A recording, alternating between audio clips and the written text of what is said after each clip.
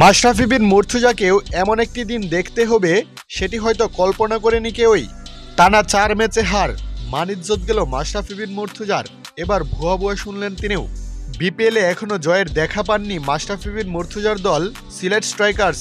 টানা 3 ম্যাচের 3টিতেই হেরেছে তার দল। আজ আসরের 4র্থ ম্যাচে ঘুরে দাঁড়ানোর আশা নিয়ে মাঠে নামলেও চট্টগ্রাম চ্যালেঞ্জার্সকে বড় লক্ষ্য দিতে পারেনি সিলেট। কোনো রকম মান রক্ষার পুঁজি দাঁড় করিয়েছিল মাশরাফির দল। টস জিতে ব্যাট করতে নেমে সিলেট নির্ধারিত 20 ওভারে 4 উইকেট হারিয়ে তুলেছিল 137 রান। এরপর 138 রানের ছোট লক্ষ্য করতে নেমে ভালোই শুরু করে চট্টগ্রাম চ্যালেঞ্জার্স।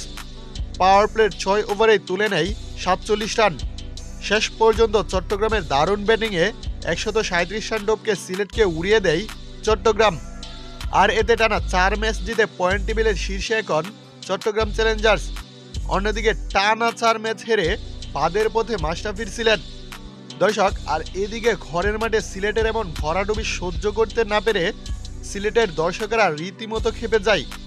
এক পর্যায়ে দেখা যায় মাশরাফিকে জায়ান্ট স্ক্রিনে দেখা গেলে ভুয়া ভুয়া স্লোগানও দিচ্ছিল মাঠে উপস্থিত কিছু দর্শক, যা ছিল খুবই অনাকাঙ্ক্ষিত এবং অপ্রত্যাশিত।